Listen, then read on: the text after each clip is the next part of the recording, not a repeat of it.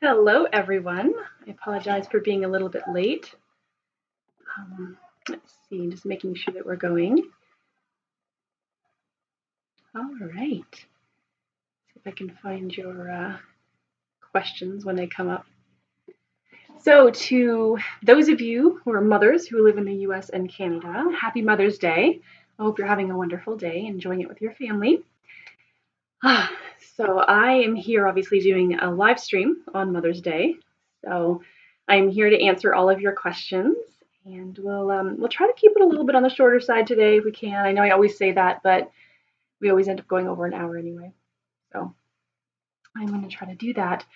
Um, yeah, I didn't really come in with a plan in mind as usual. So I always like to leave this time really just open for you guys to ask me whatever questions are on your mind, as opposed to me coming in with a lesson planned. So that's what the pre-recorded videos are for. So just please feel free to ask away. Give me something to do. So, all right. Um, yeah, well, this is going to be posted on my channel, so this is a little bit awkward because there are no questions coming in. So I will talk a little bit about what's going on with me. I guess it's Mother's Day here. And again, I am here being very dedicated as a teacher, trying to answer your questions. And really looking forward to some stuff coming up with me vocally.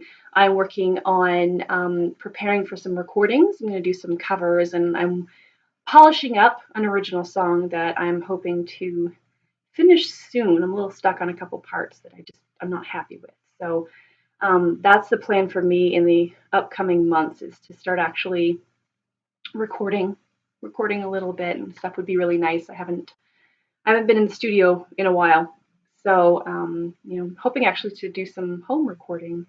I'm actually thinking. I was speaking with a friend of mine who is another teacher, and he is also a professional voiceover artist, and so he's done some recording, and he's also recorded some of his original music, and we've been chatting a little bit about equipment, and I was actually thinking he would be a great resource to have on to talk about building your home studio on a budget. And I know there are lots of YouTube videos out there that talk about this very topic. So let me know if that's something that you're interested in talking about. Let's see. Oh, there we go. Hello, Dragon Ball Prince. Nice to see you. Have you been on here before? I'm not sure. I don't know if I recognize your name. So how do I get better breathing while singing? And I run out of air fast. When I sing, it comes out too much. What do I do? Oh, hi, Jennifer. Um, so yeah, when it comes to breath, is it possible that you're a little bit breathy, that you're kind of leaking air, or are you maybe pushing too much air from here? That's usually the case when you're running out of air a lot. You're first of all not getting in a really efficient breath. So the first thing that I would say is figure out your body alignment. Really stand in front of a mirror and take a good look. Even record yourself while you're singing from different angles. So straight on, turn to the profile, and really take a good look at how your body is behaving in terms of its alignment when you're singing. Sometimes we feel like when we're conscious of our alignment, we're all up nice and we'll say straight, so to speak. But when we're actually singing, the behavior is a little bit different. If you're not getting good alignment to begin with, that's not going to free up these ribs down here to open up. It's not going to allow the diaphragm to lower as much. You're not going to get as efficient a breath as you otherwise would if your alignment is good. So that's the first thing that you want to do when you're looking at improving the way that you manage your breath when you're singing. And then the next thing is, making sure that you're getting a good inhale. How are you taking in that breath? Is it loud? Is it a noisy intake? And if it is, then that's a sign that there's probably some sort of, we'll say, narrowing constriction somewhere along the vocal tract. You need to be able to get the sense of the breath as being sort of unimpeded as you inhale, and just kind of almost the sense that it just kind of comes in, rushes in, cools the hard palate as it comes along in there. Everything feels nice and open as you inhale. And then the next question, of course, is how you actually manage the breath when you're singing. And if you're not managing it effectively, especially if you're you're pushing too much air through, or if you're not resisting enough here, then you're more likely to lose your breath. Um, I, before I forget, I remember last time I didn't have all the live chat. I only had the top chat, and I didn't even realize that there was a thing I had to press to make that. Oh, hi, Chris. That's who you are. Okay, if you remember, I do remember you. Yes.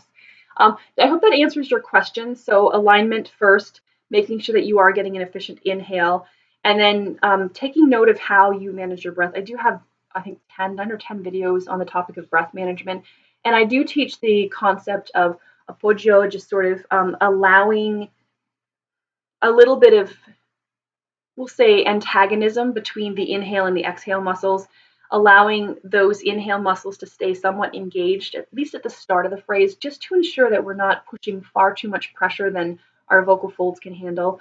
So I'd encourage you to check out those videos, but that should be a good start there. You're pushing too much air, yeah. So I'm always kind of against that whole thrusting in technique when it comes to the breath, and I always, even though I feel like the transverse and oblique muscles in particular get really engaged when I'm supporting, especially when I'm singing, like belting and more intense singing or longer phrases. I really feel that engagement there. But I always make sure that I'm keeping a little bit of expansion in my ribs. I'm not forcing it. I'm not forcing my chest too high. I'm not puffing up my chest and try to hold that. It's not a holding thing. All it is just kind of a little bit of a resistance, and that resistance is really different from phrase to phrase depending on the needs of the phrase. So yeah, just work on that. Work on things like the Farinelli exercise, and just check out my videos. I've got a bunch of exercises on those videos. Anka, oh, how can I control vocal breathiness?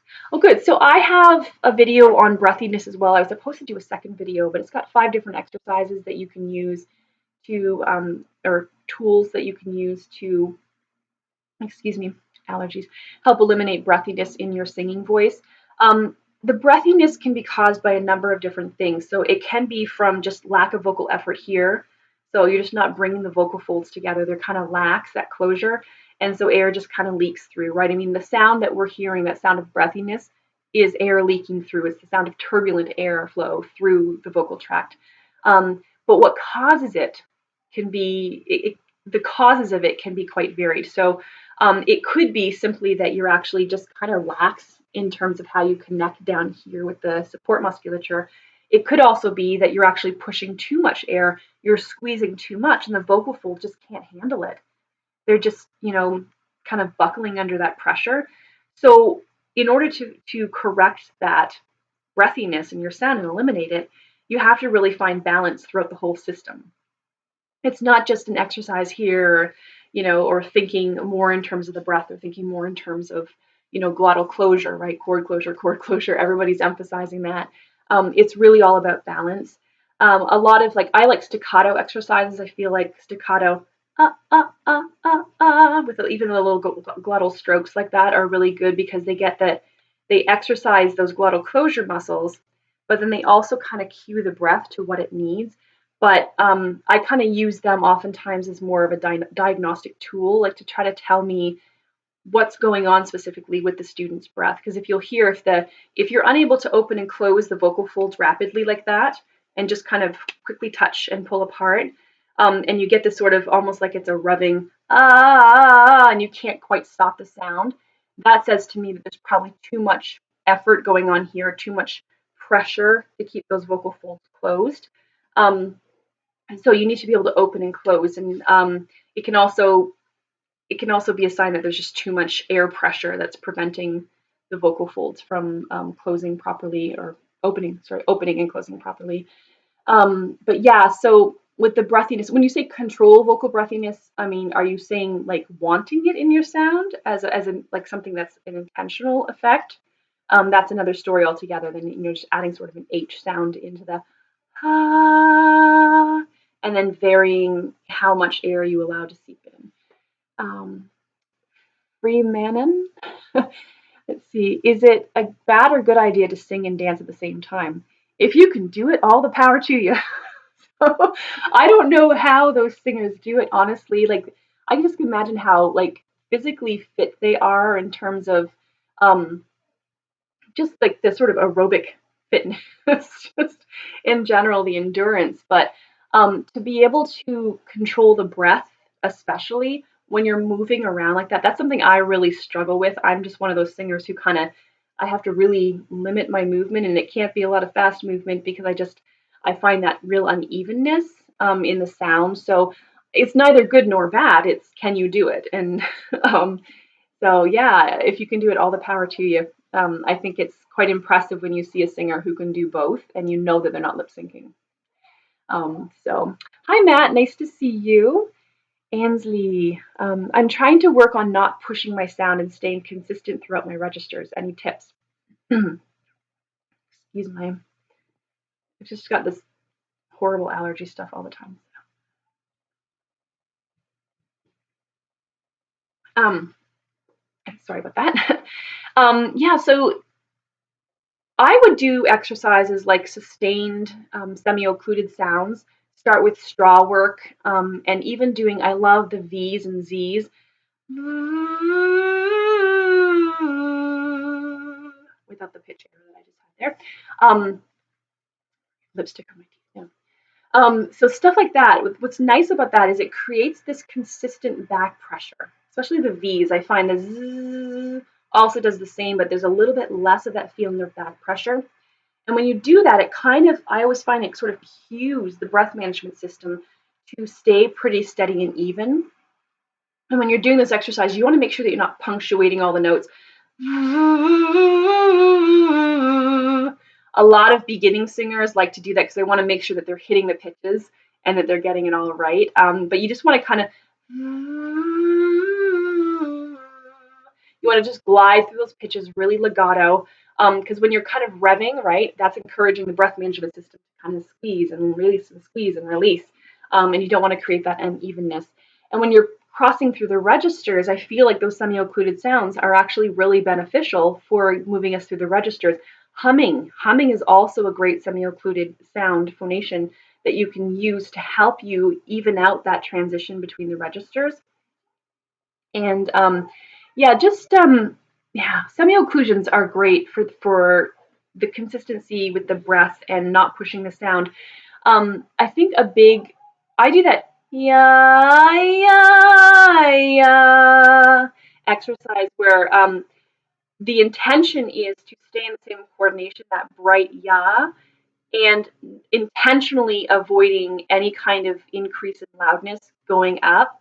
And I feel like it often helps singers to transition from sort of let's say a chest mix to a head mix very seamlessly because the goal is to create this sameness, the same quality of the vowel, the same amplitude, loudness, and it's the sameness that obviously binds those two, ties those two registers together. Um, so sometimes just being mindful, being conscious of the little things that we do sometimes to try to help our registration.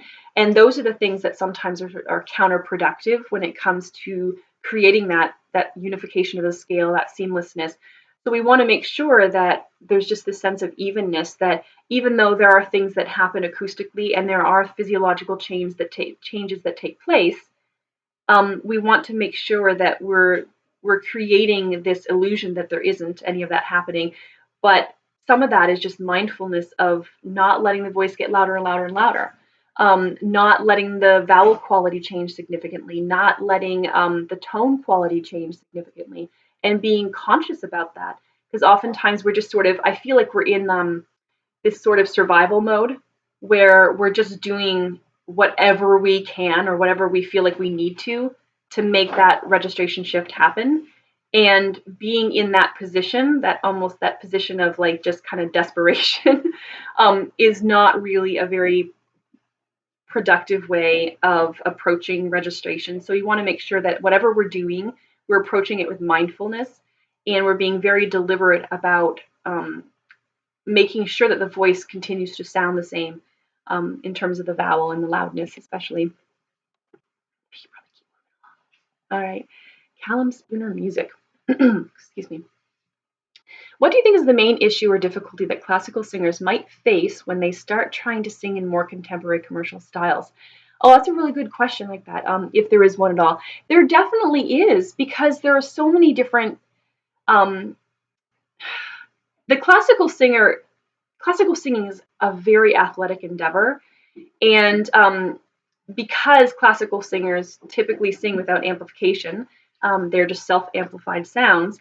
They have to configure their vocal tracks differently, and they have to use their breath a little bit differently. In addition to that, the vocal phrases in classical music tend to be much longer than they are in commercial styles of music, and so they have to tune their resonances optimally to be able to have their voices carry effectively over orchestras and to the back rows in the auditorium.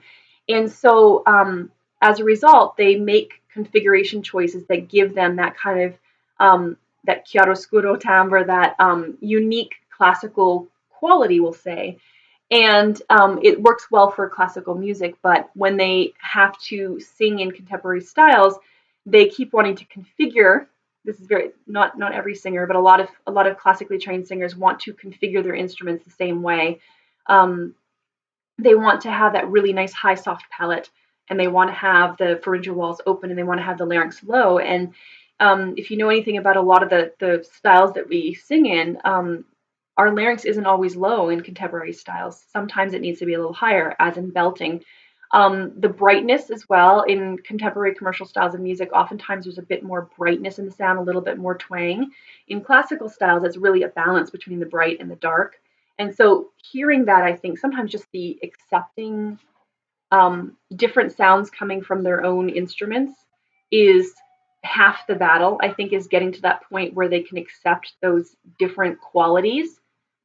But yeah, I think it's possible, but it really requires just kind of it can be a steep learning curve for some classical singers to cross over, and they have to be willing to accept different sensations and different sounds within their bodies, or coming from their bodies, because I think that's the biggest hurdle. It's not that they can't learn it, and so I that's that's when I would actually do things like experimental sounds and primal sounds and things like that to get them used to making sounds that they will be using in contemporary styles, but they haven't been using in classical. Marianne Real. Sorry if I butcher your names again. Oh, there we go. Hi, what exercises do you recommend to improve the middle lower mezzo passaggio? Thanks for everything. Um, it depends, honestly, whether the singer is tracking toward classical or tracking toward contemporary, and some would disagree with me there because it's sort of functional. But I really do love semi-occluded sounds, and depending on what do you mean by improve, because there are so many things, like is it a break that you're experiencing, is it a weak spot, is it just that the sound qualities are very different from chest voice to middle voice? Yeah, I think it depends. And you're welcome, by the way. um, yeah, so again, the semi-occluded sounds, the humming, I really like to do because I feel like you can't really push through a hum.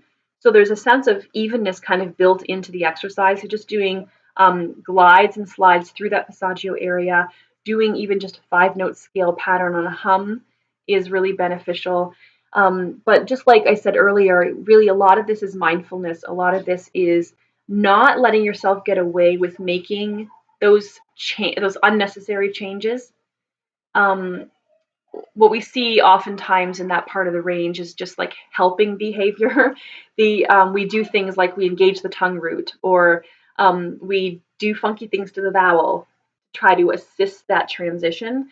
And the big thing is just learning to be able to make those changes that do have to happen at some point a lot more subtle. A lot we pace that, and we stretch those changes out over multiple pitches and not just one. So yeah, if you message me again here, just leave a note as to what you're referring to specifically, and maybe I can give you a little more of a specific answer. Matt, question: how much is too little or too much to spend on classical voice lessons?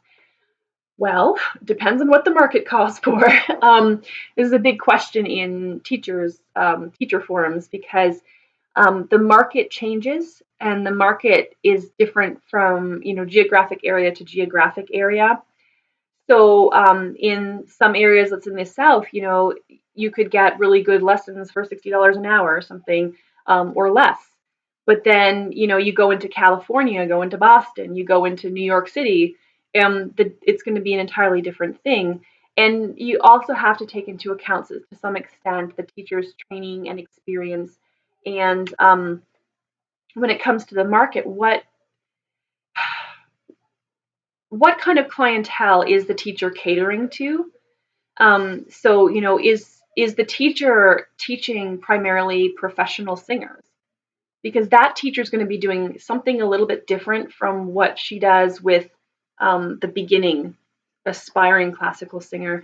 And so it's hard to say. I mean, I don't think it's unreasonable to say $100 an hour, but it depends on where you live and what kind of service I think you're getting for that. Like what is the teacher offering and what is the teacher doing with that time? So I don't think I'm answering that very well at all, but um, I think you would have to do your own research in your area. Obviously, you can do lessons online. I would say personally with classical singing, it can be done online, but I would say it's probably best to have a teacher in the room with you because sometimes acoustically things don't translate 100% over the internet.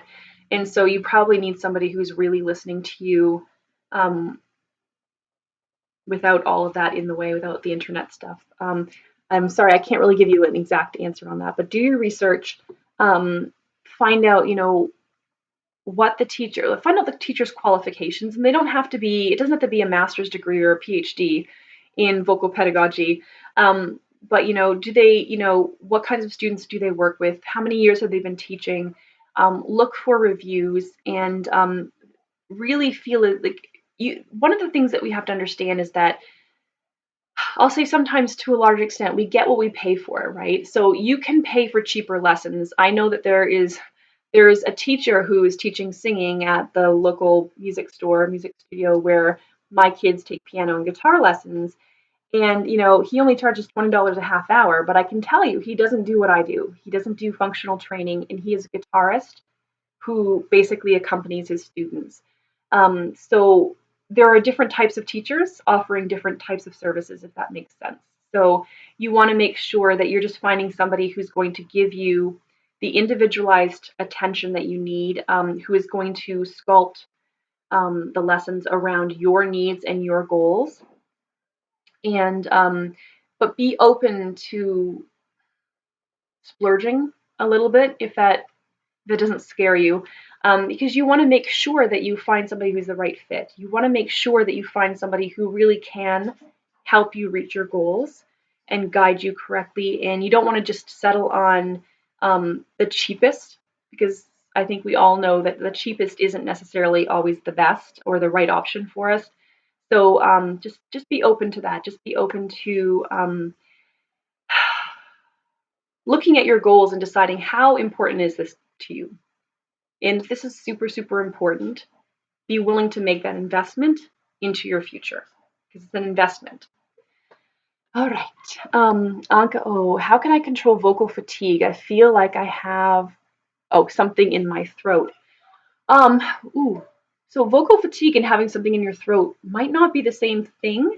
Vocal fatigue, I mean, clinically, is really when your voice kind of can't handle the same demands that you used to place on it. So at one point, it could handle something, the amount of hours that you would spend rehearsing and the types of music that you'd be singing. But now you're finding gradually over time, it can't handle that anymore. It just becomes weakened. Sometimes even in extreme cases, you'll get to the point where it can't even really finish out the phrase, and it sort of dwindles out at the end of the phrase. That to me is vocal fatigue. Having something in your throat could be any number of things. But if you're concerned, go get checked out by an ENT or a laryngologist. That's really the best thing to do, is just to kind of rule everything out, know what you're dealing with, and then you can kind of proceed from there. But if you feel like you're having vocal fatigue, you need to see a professional. But yeah, with that said, um, you have to look at your technique. I mean, if your voice is fatiguing, like clinically fatiguing especially, then there is something askew with your technique. There is something that you're doing that is causing your voice to have sort of unnecessary wear and tear and causing it to work harder probably than it needs to.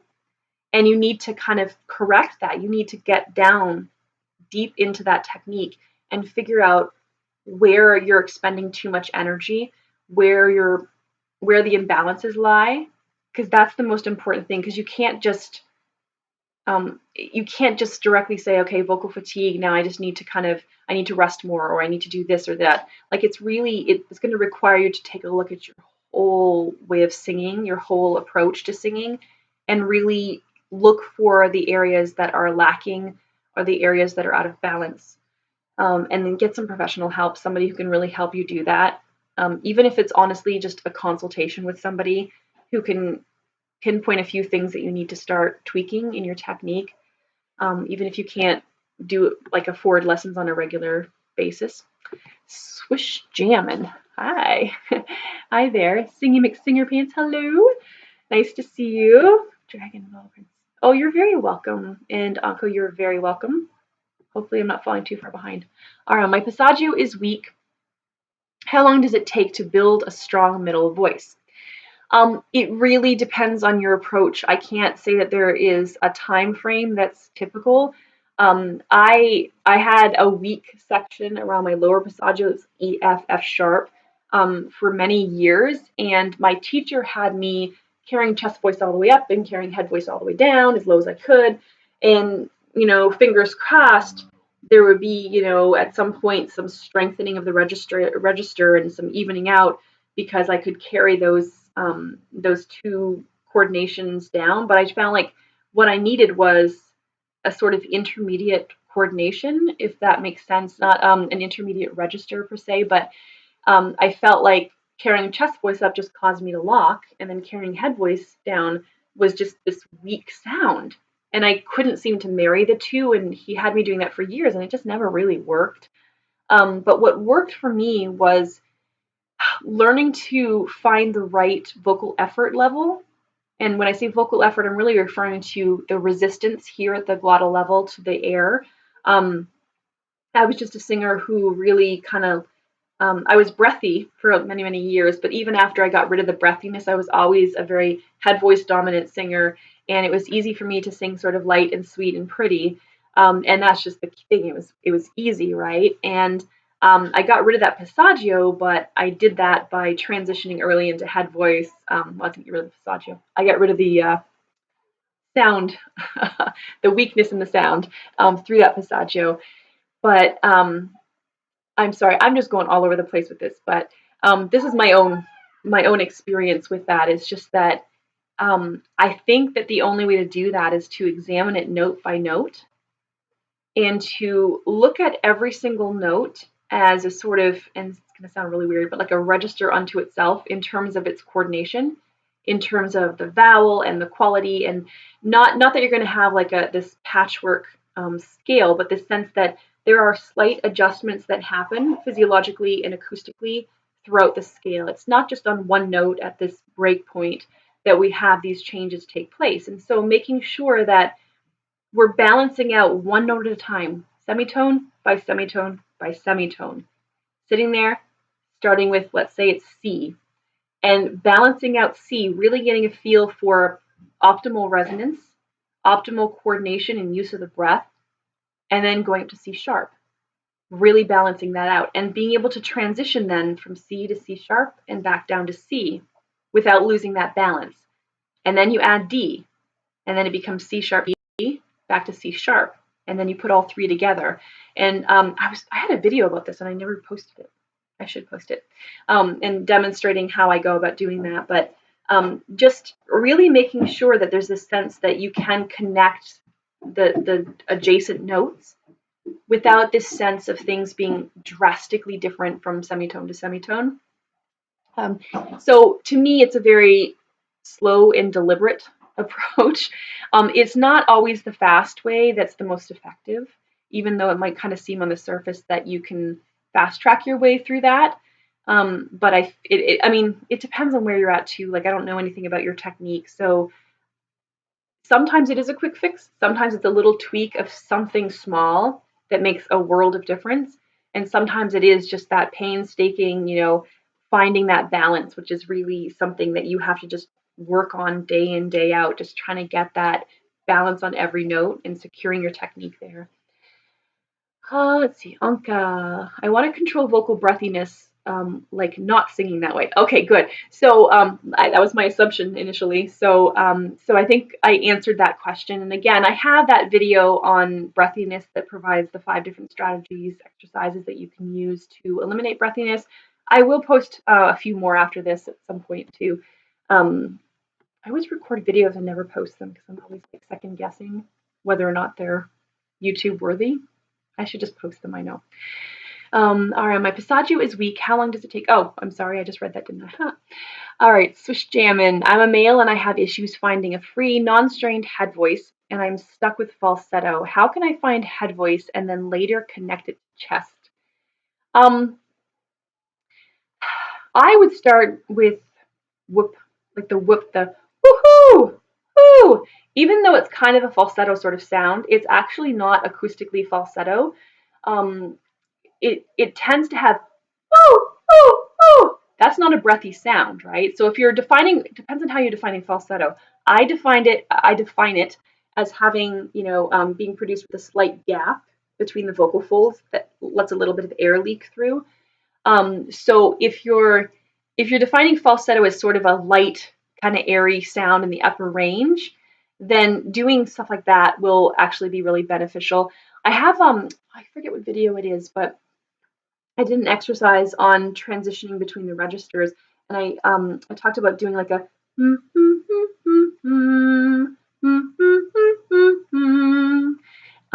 the you can even do without the pitch mistakes. Darn gunk in my throat. All right, but doing like the little glottal stops. But when we do the it's this the energized hum that you want, so that you're it's like you saw something good, right? And then when you go that top note there's a change in registration that wants to take place, and not allowing it to go airy like that, right? That's again mindfulness and being very deliberate in how you sing every single note, which a lot of singers aren't. They're not mindful.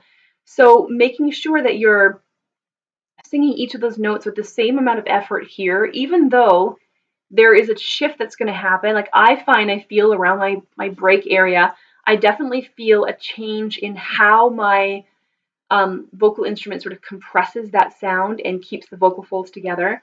I feel that shift at some point from those chest voice muscles, those TAs, to those LCAs, the lateral cricoarytenoids. I feel that shift. I'm very aware of it. I'm a very kinesthetically like body aware person. And you may not feel it, but there is going to be this sense that the sense of lightning, but at the same time, there's still a lot of resistance effort in here. You're not just kind of letting it go. But those like mezzo staccato hums can be really beneficial because what they do is they get that glottal closure even on those higher pitches that would otherwise be falsetto. But it takes a while to build this range, so you're probably going to find that you can't like cover your entire range with this really connected hum sound. So you just hum through that and only go up as high as you're able to keep the vocal folds together and to keep that sense of energy in the hum, and that might really help. A Dragon Ball Prince. Okay, which video should I look for at the better breathing exercises for that? So I have a whole playlist. So you should be able to go to my channel, go to playlists, and there should be a list of breath management videos. And that should, and if you still need help with that, just message me. Either message me here on YouTube, and I'll try to remember to look, or even email me at karen@singwise.com, and I can send you the link, the direct links to those videos, or that playlist at least. Let's see. All right. M, comma, lost you. Oh, there you go. How can I express my feelings when singing? Ooh. All right, I'm actually working on another video I've got in mind for that, but I did talk about, I did post a video on this topic about singing with more emotion and talking about how the big thing that is really going to move it into that deeply emotional space is to have a deep emotional and personal connection to the lyrics, to really take the lyrics and analyze them and figure out what they mean. What is the meaning? What's the story behind these lyrics? What's the story that has led up to this very moment in which the singer or the character is singing this song? And then personalizing that. When was a time in my life that I experienced something similar? When was a time that maybe if I didn't have the same situation, I wasn't in the same situation, at least I felt something very similar? Or how would I feel in that situation? If that same thing were happening to me, how would I feel? And then using that to kind of help bring out those emotions in you is really beneficial. And I also find just sometimes I'm posting a video this week on mastering our vocal phrasing, and one of the things that we want to do is we want to take a look at our speech patterns, for example. How do they differ if you took the same like sentence, for example, or take a vocal phrase and speak it as a sentence? How would you speak it if you were experiencing the emotion that you feel like the character is experiencing or the singer? So if she's angry or he's elated, whatever it might be, how would you speak that? And then allowing the natural qualities that come out of your voice and allowing that natural pacing and the phrasing to come out into your vocal phrasing when you're singing. Oftentimes we draw too much of a separation between speech and song, and we feel like, well, this is speaking, and this is singing over here, and they're not really the same thing, but they are. Our voices, our speaking voices, are so naturally expressive. We inflect our voices all the time. We use different qualities and we use different pacing. And when we're speaking, we're excited. We tend to kind of squish the words together. And when we're depressed, we tend to kind of speak a little bit more slowly. And but our voices, I think we don't trust our voices that they're adequate. We don't trust that our speaking voices can carry us really far when it comes to singing. I mean, there are tweaks that we have to make because the demands in singing are higher. They're greater because of the longer sustained tones and the higher pitches and so forth. But our speaking voices are pretty amazing. Like if we don't give them enough credit for sure. All right. Let's see where are we? Oh, hi there. I don't know if it's like Fahimuchi. Is that how you pronounce it? I'm going to go with that. Hey, Karen, just got here, so nice to see you. What exercise is the best for strengthening the male second passaggio for belting?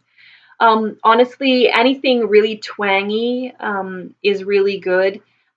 I So again, there are different aesthetics when it comes to belting, and some will train sort of a yell kind of approach. And I found for me personally, and for a lot of my students, that doesn't really work. I mean, I can yell pretty high, well above my second passaggio, and I just feel locked in that coordination. I feel like I don't have much control. So learning to build that belt on a real mix, a sound that has some flexibility, I think is critical. That exercise, the ya, ya, ya, that's your mix there. And if you were trained to carry that, the turning it into a belt is only one tiny step. And getting into that, the mix belt is really important because it gives you the flexibility to get louder or softer if you want to without locking. Um, I will post a video on this at some point, and I'm really interested in doing a roundtable discussion with some other teachers about this topic of belting. I've got some teachers I know who are really great belters, and I think it would be like so much fun for us to sit around the table and talk about it and demonstrate different aesthetics for belting and different approaches for belting, which I think might be really beneficial for you guys because then you're not um, you're not stuck with one option, one way of learning to belt, and you may find that that sort of collective wisdom is really helpful. Um, Tell me, and then you didn't finish your comment. Hello, fellow singer people. That's Startista. Mariandra, weakness, weakness, weakness. I'm sorry. Is it related to the Passaggio? I'm assuming it's really. Oh, it is. I think it was the question earlier related to the Passaggio. Yeah, the weakness. I think for me, I know when I had the weakness through my Passaggio was really just learning to be able to increase the vocal effort here. Now, I'm not talking like pressing the sound. I'm not talking like digging really deep into it, but learning to be able to ask more of my voice than it otherwise wanted to do, just because it was kind of a lazy voice. I was kind of complacent. I think I just did what was natural for me, the default setting of my instrument, default coordination, and learning to ask more of it um, in a very strategic way when I ask this of my voice was probably the best thing ever in my own training. Was yeah, just expecting more of it. I'll do more videos on this topic. I will. I found a teacher who is across town from me that charges $25 a lesson. Is that an hour or a half hour? So again, Matt, the question is not so much the dollar amounts, I think, but what quality education are you getting for that amount? You know, and where do you live? You know, so $25 in some regions might be very reasonable. You know, in other areas it might be dirt cheap, but that doesn't necessarily mean dirt cheap is always good. Just remember that. Just again, the theme here I think is just, consider it an investment in your training and make sure that you're getting the right training. Not just any training, but the right training. And that doesn't necessarily mean you have to pay somebody $300 an hour. Like, you don't have to pay that much to get quality training. But you've got to get the right training. Otherwise you are wasting that $25. All right. Startista, how do you add more emotion and character to singing? My singing is average, but I feel like it could be great if it was less boring and dull. I want it to sound more engaged, if that makes sense. It makes absolute sense. And I did kind of answer a little bit of that earlier. One of the other things that I'm actually planning a series on this, and I did record one that I haven't finished editing yet, on vocal phrasing. But the vocal phrasing is huge, but really digging into the emotion. I think oftentimes singers who do have these sort of lackluster performances, it's because they're not getting down to that level. They're just kind of sort of staying on the surface. And sometimes it's because they don't feel technically secure. They don't feel like they trust their voices enough to sort of just let those voices go on autopilot so that they can actually express and connect with the audience. And that's really, really typical. But learning to be able to dig a lot deeper into the lyrics and not just sing because you like the song, but make sure that that song has real personal meaning for you is huge. And also, I would encourage you, things that I do with my method acting students is I'll give them like a line or a sentence or two, and they'll have to speak it in a number of different ways. Or I'll say, okay, we're going to do this with anger, and I'll have them show anger in 3 different ways. And it's amazing when you take that phrase and you infuse that emotion into it, your voice will kind of direct you in terms of the qualities and the sounds and such and the phrasing. And trusting again that your voice already does that. But you might have to just kind of get out of that almost a self-preservation mode where you're really just thinking about the technique and holding things together. That's the hardest part, I think, for a lot of singers, is because they want to have a good performance. They don't want to hit a sour note, and they don't want to have a break or crack in the voice. And so they get very control freakish about their voices. And I know I've been there too, where I've just been very control freakish about my voice, but then the audience feels that sense of unwillingness to really connect. And you're almost better off not having perfect control of your instrument and having a far more moving performance emotionally than being so in control that you in control, trying to be so hard, so much in control of the situation that you never really just feel that emotion. But I would just encourage you to dig a little bit deeper, go a little bit beyond the technical, go into that emotional state, go into that place where you find that deep, deep emotional and personal meaning in the lyrics, and then start playing around with your voice. Experimentation is going to be the biggest thing, I think. I know it was for me, just allowing myself to make sounds that were not pretty all the time and that weren't perfect. Um, that was huge for me because it really, I'm a control freak. I'm very OCD. Um, and I'm also by nature kind of a reserved, shy person. And getting to that point where I said, it's okay. It's okay to make sounds that are not always perfect, especially in the safety of my own practice room. And that's a big thing, is just allowing yourself to not be perfect all the time. And that's when you're going to grow. That's when you're going to start hearing things in your voice that you weren't imagining even, and that just came out because you weren't trying too hard to control. All right, that's my own little pep talk for today. All right. Actually, it's something that's very personal to me. It's very near and dear to my heart, that topic, because I struggled for so long. I really struggled for a long time just being able to come out of my shell. It was hard. It was really hard. And as I got older, I think I started just giving myself more permission. And that was important. Um, Marianne Driel, Marianne Driel? I don't know. I'm sorry if I'm butchering your names. I'm trying, I really am. What tips do you recommend when we have laryngitis or inflammation in the vocal folds? Vocal cords, vocal folds. I just naturally go with the folds, sorry. So when you have laryngitis, you may wish to rest your voice for a little bit, hydrate really well, get a humidifier, drink lots. And then beyond that, you can just do some gentle humming if it's not very severe. Obviously, if you're concerned about it and it's lasting for more than a few days and it's not related to sickness per se, it's always a good idea to get checked out.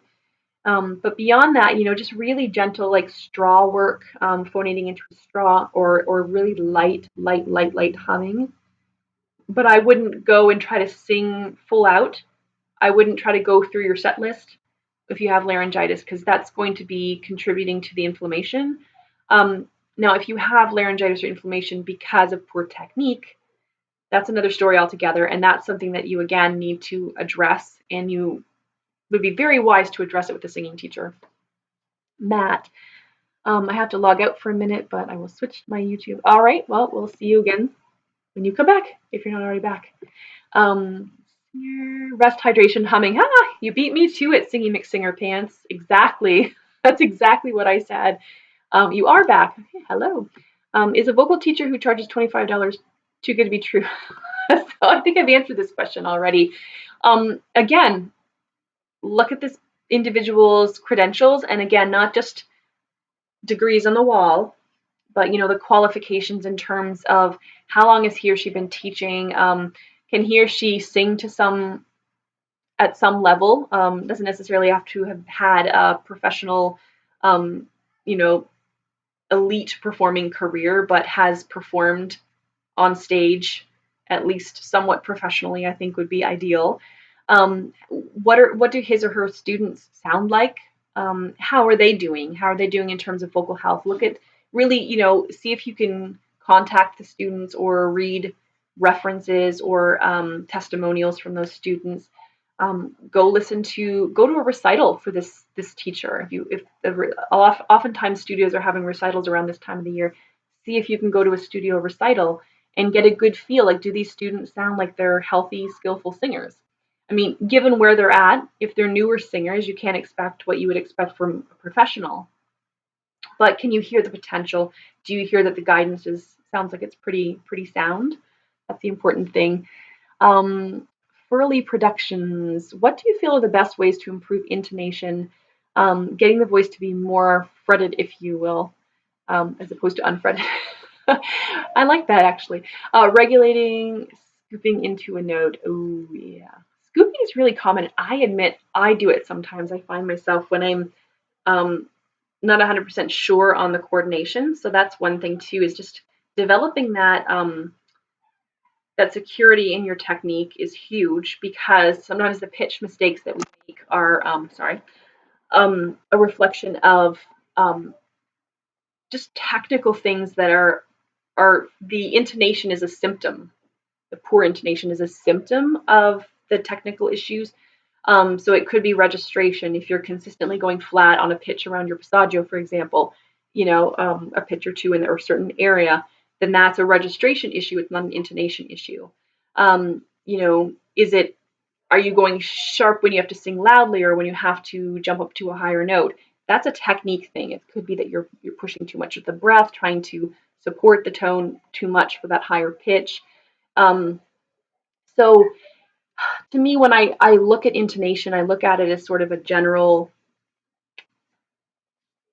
thing. I just kind of look at it as a symptom, and I try to examine where the imbalances lie that are causing the intonation. And I've worked with some students who they would consider themselves hopelessly tone deaf. And we know that very few people are actually tone deaf, and I don't ever focus directly on the pitch issues. I focus on balancing out the breath. I focus on things like the onset and release on single notes. Onset, release, onset, release. Start the tone, stop it. Start the tone, stop it. Learning to be able to balance that with the breath, and not even focusing on trying to build the range and cross between the registers and such, but really focusing at the real fundamental aspects of technique. And inevitably, what happens is once they start finding that balance on the real rudimentary aspects of technique, the intonation starts to improve. And so I wouldn't address it directly, look at it as a symptom of some underlying technical issue, some sort of imbalance. Chartista, this was very useful. Oh, you're welcome. Angel Vox 1, can you touch on inhalare la voce? Yeah, I do have you seen, I don't know if you've seen my video on that topic. I do have a video in which I talk about that, and I share part of Edward Johnson's masterclass on the topic. As I see it, it's really more of an imagery that we use, and the idea is to sing on the posture, like the gesture of inhalation. So when we inhale, the soft palate goes up. There's this sense of openness inside the throat, right? The larynx just naturally kind of descends. The larynx is nice and low in that posture without us having to force it when we inhale, right? And then the ribs open up, the chest just stays nice and open. And there's this sense that when we're singing, we want to maintain that to some extent. Obviously, the diaphragm has to go back up. Obviously, in order to keep the sound, the air flowing and such, at some point when we get to a certain level, when the air is released, we need to engage the abdominal muscles to help continue to maintain a steadiness in the breath pressure and a steady loudness and such. But to me, it's about having that feeling. My teacher used to tell me the feeling of the voice coming into me instead of going out of me. And when you do that, it just keeps things nice and open, because as soon as you start to think pushing, we start to kind of constrict, and we start to press and squeeze and push and force, and we start to run into all sorts of issues. So I think that's the long and short of it. You can check out that video and watch some of that masterclass, Artista. See, I said I was going to go shorter today. I should never do this. Really dry. Sorry about that. How do you sing certain vowels? When I sing the vowels E, A, and O, it sounds pretty bad. It's a fun one. So when I was studying with my teacher, and I studied like a bel canto technique, my first teacher, we spent a lot of time on vowel definition. We spent a lot of times tweaking my vowels because they were not as pure as they otherwise could be, and not because in contemporary styles, I mean, we don't have to be as precise as they do in classical styles. But there is something to be said about finding this, we'll say, vowel purity. Not that the vowel's pure in the sense that it doesn't ever deviate, but pure in the sense that it's pitch centered, its resonance is really balanced. That kind of purity for the pitch, for the register, and learning to be able to maintain that balance in the vowel as you move higher is really critical. I know for me, they're like the vowel A, I really struggle with. And there's a song that I'm working on now, and it's got like A after A after A after A, and I know I have to shade that toward an A, because then when I intentionally shade toward an A, it actually sounds like an A. Otherwise, it sounds like an eh. So sometimes just intentional tweaks to the vowel might be important. One of the things that you can do too is record yourself. Record yourself singing the vowels and really listen back critically. I do this with singers who submit personalized video lessons, and I do this with my own students. Is I listen for how they're defining the vowels, and I ask them to maintain the vowel as purely as possible. Again, doesn't mean that the vowel doesn't undergo any changes at all, but excuse me. So, and I do that because I want to make sure that we're starting from a good foundation. The vowels are so critical, right? The vowels are what carry the resonance. The vowels are what help to contribute to diction. So we want to make sure that we're singing the vowels well. And I would spend some time, like, don't be in a rush to get to agility and, belting and singing high pitches and such. Like, focus on the vowels. That will take you so much farther than so many other things that you might be focusing on. Spend a lot of time just tweaking them. Record yourself, play it back, figure out where you can tweak it. Does my E sound like an E? No. Why not? What am I doing? Is the tongue too high and fat? Whatever it might be. Figure that out, and I'd be happy to work with you if you want to schedule something. Just let me know. Fahimuchi. Fahimuchi. I don't know if I'm getting that right. I'm sorry. Thanks for answering my question, Karen. I can't wait to see those videos on belting with demonstrations. I can sing well up to G sharp 4, A4 without any issues, but it's above A4 where the problem starts. Well, that makes sense. I mean, it really does. That's the area for most guys. Buddy can. I feel pretty confident with my full voice, G4 to G sharp 4, but in my falsetto, I don't have as much as most. Oh, A4 to D sharp 5. How do I increase my falsetto range to an octave? Oh, so you're talking specifically about range, as well as strengthen it to produce a ring. I'm a big fan of like the sirens and the belting, anything that kind of gets the sound sort of even through the nose. Like, I love French nasals. Ah! It's just like it's ugly, right? It's really brassy. Or Any of those sounds, sometimes you find that one works better than the other. But just being able to go through registers and letting it go into that kind of brassy, ugly space initially. What happens is it helps us find a really good balance, the right amount of effort, right breath, and then we can kind of pretty up that sound a little bit later on. Yeah, try some French nasal vowels. It's kind of fun to let the air go through the nose intentionally. Startista, thank you so much. I think you just pinpointed my issue with emotion. Oh, good. I'm so glad. Matt, sorry, I'll shut up about voice. Yeah, don't shut up about it, but just, yeah, it's kind of just one of those things. I can't really make that decision for you. Just do your research. Just do your research. That's all I can say. Buddy can. I do not wish to achieve a larger full voice, but rather something to croon with popular music. Yeah. I always say, train it all different ways. Train your voice to be able to do more than what you're going to expect of it in a performance or just in the songs that you're singing. If you demand more of your voice, you're going to keep it strengthened, and you're going to keep it really healthy and flexible and supple. And then even if you don't use that for everything that you sing, you have that you have access to that coordination, but you also have the options. Yeah, so yeah, I would try because the little brassy sound that I did there was definitely not a crooning kind of sound, but it can help you get that glottal closure that you can tweak later.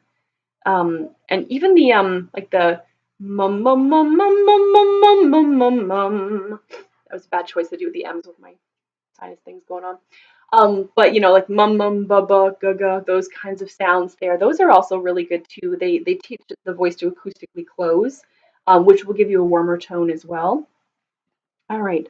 I am going to, we're at an hour, so I'm going to wrap up here with whatever questions are here now, and then call it a day, and then I'll go be back with my family.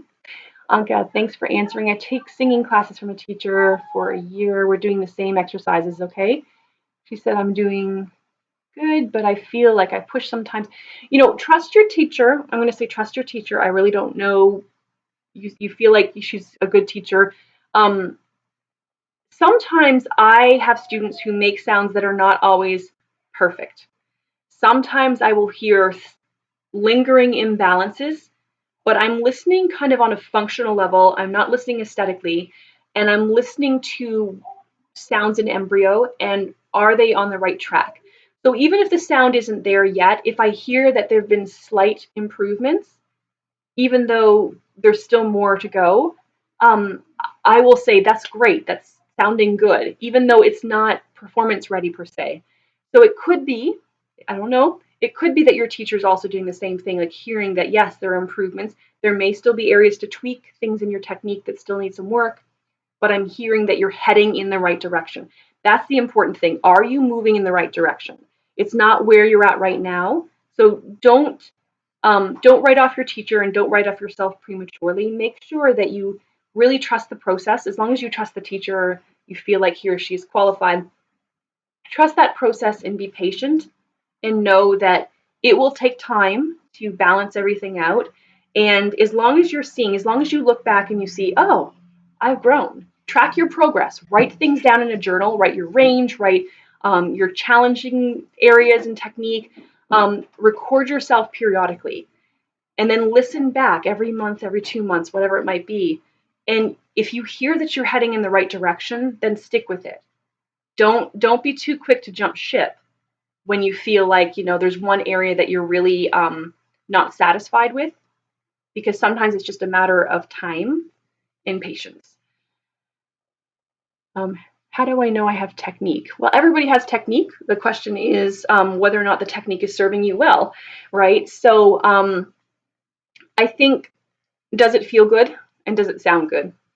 Can you sing the stuff that you want to sing? Those are really the important things. Or are you close to, or on you on the right path to singing that?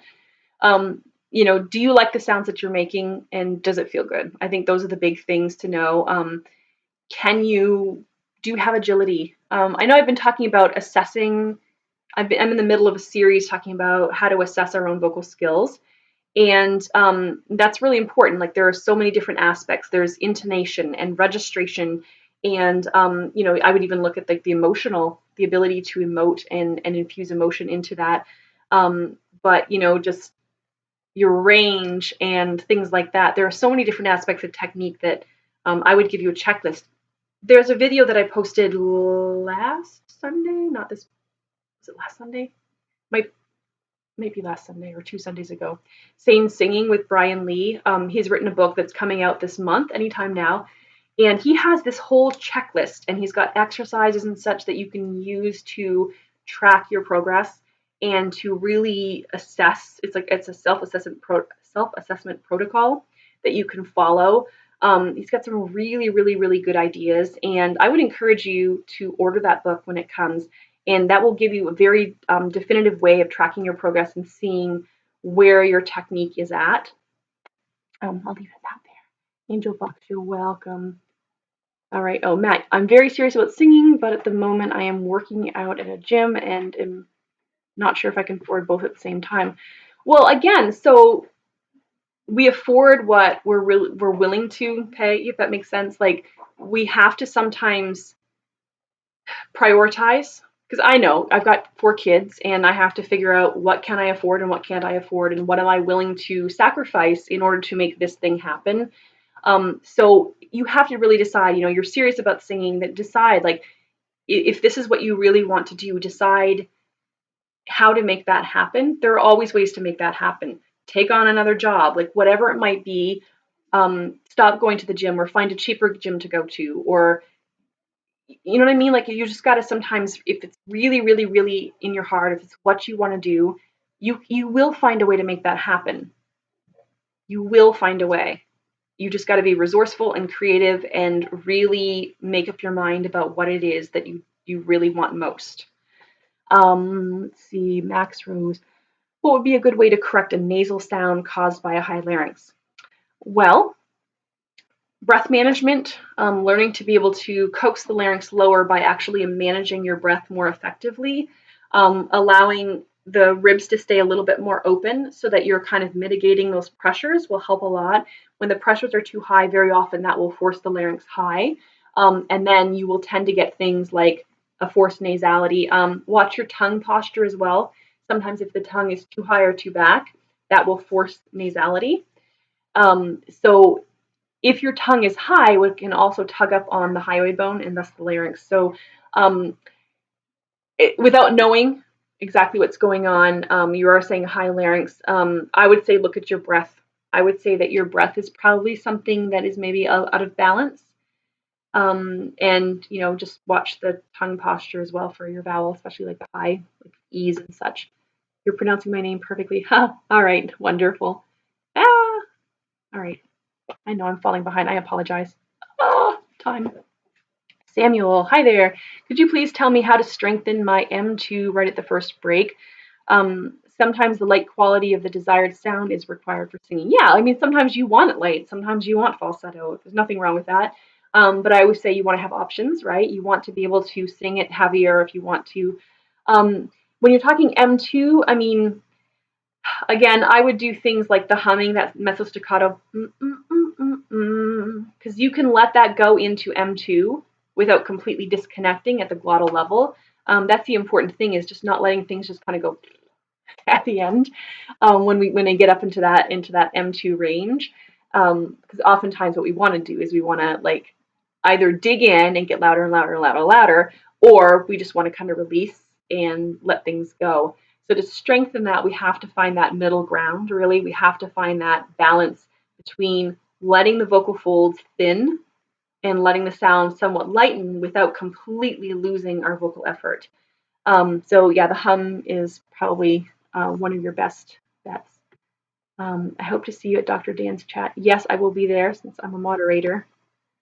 I feel like I should be there. Yeah, I'll definitely see you. I just wish it weren't so late right now, but when the time changes again in November, it won't be quite as late. Happy Mother's Day. Oh, thank you, Matt. Lena Elise. When I sing high notes, it feels like I'm gargling mouthwash or something. It's really hard to explain. Hmm. Speaking of gargling, I was just a loud drink there. Loud sip. Gargling. I wonder if it's, again, without hearing you, it's hard to know, but I wonder if it has something to do with your tongue posture. I wonder if it's like, do you hear I'm not even doing it now, like a rolling kind of sound there? Because if it is, it could be that there's something going on with the tension or the posture of your tongue when you go up higher. I don't know. Feel free to send me a sample. If there's something that you think I could hear that would translate in a recording, feel free to email it, Karen@singwise.com, Karyn@singwise. Yeah, I don't know. Hi, Rachel. Nice to see you. Probably done your teaching day. I know you usually can't make it until late. Let's see, Lena. Would you recommend going to a vocal coach? I would always recommend it, honestly, and it's not because I think you always need one, but it's always a good idea to have that, let's say, checkup, so to speak. Doesn't mean you're going to be locked in to the next, 5 years for lessons, but um, it's a good idea to kind of just get an assessment, get an outside view of your singing, get someone else to assess where you're at and give you guidance going forward and confirm what you're doing really well. Um, a lot of professional singers who don't take lessons on a regular basis will go in for periodic checkups, so to speak, just to make sure that they're not growing complacent when it comes to their technique, that they're not picking up. Because I have no output for my video, but that you're not picking up really bad habits along the way, because sometimes those bad habits are very, very subtle initially, but they can cause a lot of trouble down the line. So just things like that. I think it's always a good idea, but don't feel like you have to commit to the next 5 years or 10 years with a teacher. Maddie, hello. Um, Hello, Karen. First off, thanks for all you do. Your videos and articles are so inspiring. This week I am singing in my choir as we tour throughout England and Paris. Oh, that's exciting. Oh, that's so exciting that you get to travel with your choir. Startista, oh, last question. Occasionally when I sing, it sounds fine, but feels strained or hurts. This doesn't always happen, but I feel like it's a technique problem. What are possible things I'm doing wrong? I don't know if you're talking about high notes or just notes in general, but I always say that it's possible for us to sound good despite our technique, not because of it. There are lots of sounds that I hear that sound great, but I can hear functionally. They're not probably the healthiest or most sustainable. So without hearing you sing, it's really hard for me to know what is going on, but look at the whole system. Look at your breath. How are you managing that breath? Are you pushing too much air? That's really, really common, is that whole squeeze the abdominal girdle kind of approach. What's happening here? Are you using more effort than you need to make the sounds that you want to make? And there are times you're going to use more or less depending on what sound you want to make. But and then look at how you're tuning the resonance in general. Like look at what you're doing in terms of shaping the resonator. Let's see. Hopefully I didn't miss any questions this time now that I've got the whole live thing going on. Hallelujah, hallelujah. Let's see. I love your channel. Oh, thank you so much. And Maddie, we have a pretty full program which includes some really great spirituals at the end. One concern that I have I've been having lately is when I'm singing these songs at the end, it gets really difficult to manage my breath. Expanding the rib cage becomes a bit uncomfortable. Oh, so that can happen if you're not. It can happen that you're not necessarily doing anything wrong, but that you just haven't built up the stamina.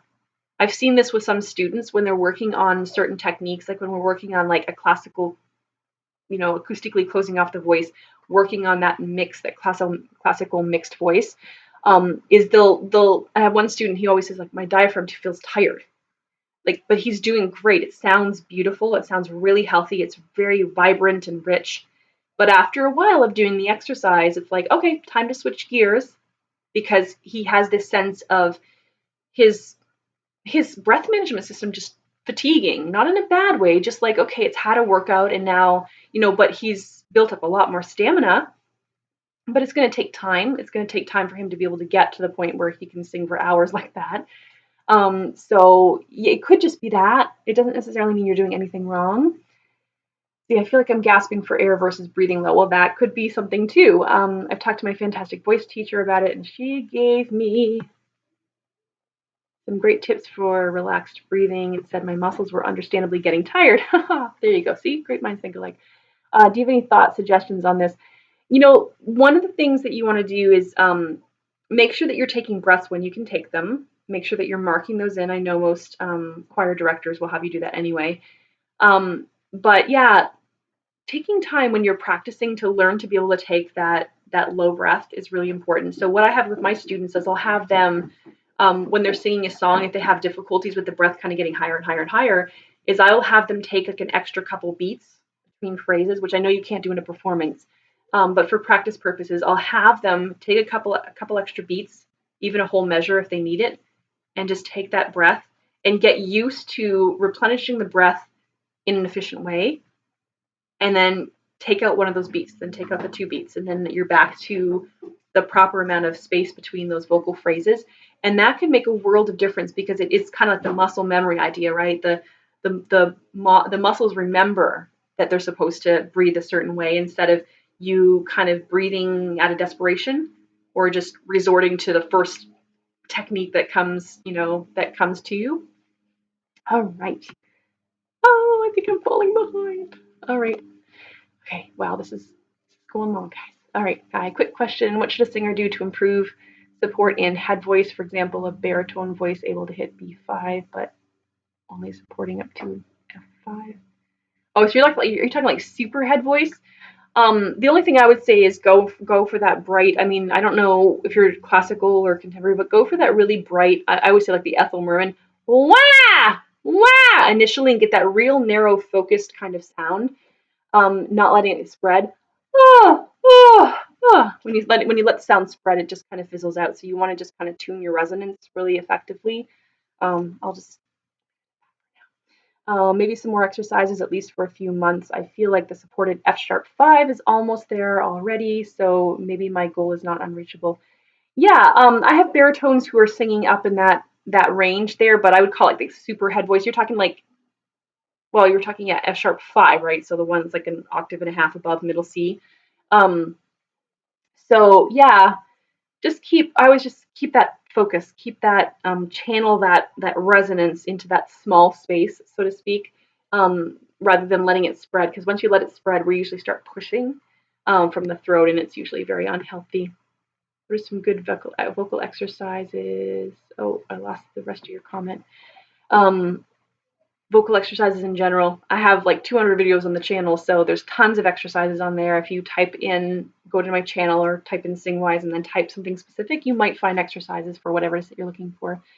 Matt, if you want to, we can tackle this question at Dr. Dan's chat, but am I necessarily straining when I feel a rough feeling in my throat? I usually feel like you shouldn't feel a rough sensation in your throat. But it could be anything. It could be allergies. It could be something else getting in your way. You have to really take a look at that. James, hey Karen, any tips on? This is my last question. I'll take Tark Rets after this, and I'm gonna have to call it a day, guys. Any tips on changing vocal tone and getting into different styles? Yeah, so it's kind of like what I said earlier is just exploring different sounds, and sometimes you almost want to reverse engineer sounds that you hear. So you hear a singer making a really cool sound in jazz or rock or whatever it might be.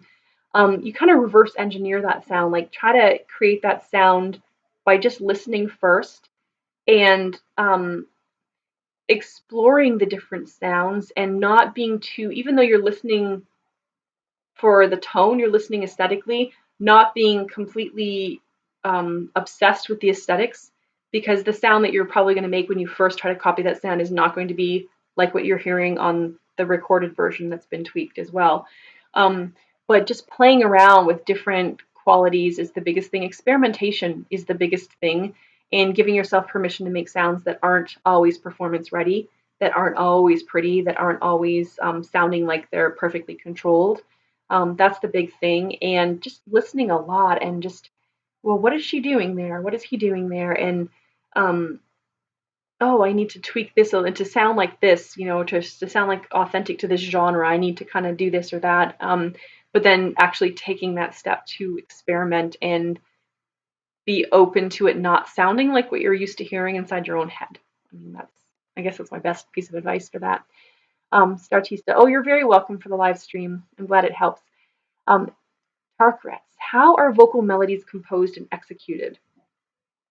Well, I think it depends. I think songwriters all have their own strategies for composing melodies. Some kind of use sort of a cookie cutter idea that they just sort of have almost like a template in mind when they write songs. Like a lot of the songwriters who are like pushing out a lot of songs that they're writing for other singers, I know they use a little bit of a template, which is why a lot of the pop music that we hear today can sound similar, strangely similar in some ways. Not the melody, it won't be precisely the same, but they'll have the same kind of feel.